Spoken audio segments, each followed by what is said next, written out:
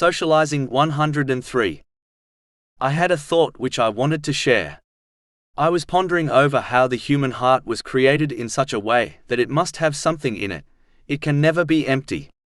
Meaning, it must attach to and love something. This is quite obvious if one reflects on this point for a moment.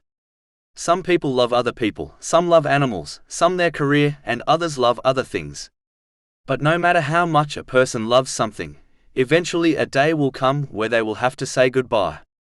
Whether this is done voluntarily, for example, a person retiring from their career, or forcefully, such as death cutting one off from their beloved.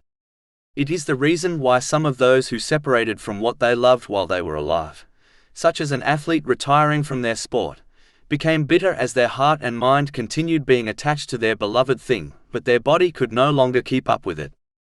They become bitter as their moment in the spotlight passes, and they are forced to move on from their love. This is a universal principle which applies to all irrespective of one's belief or social status. But the only love which strengthens with time and in death is the sincere love for Allah, the Exalted. There is no goodbye for the one who possesses this love, only anticipation for the destined meeting which is beyond words to describe. This love only strengthens with the passing of time, while all other bonds weaken and eventually break. Therefore, a Muslim should fulfill their duty and responsibilities in respect to the creation, but only truly love Allah, the Exalted, through sincere obedience to Him, which involves fulfilling His commands, refraining from His prohibitions, and by facing destiny with patience.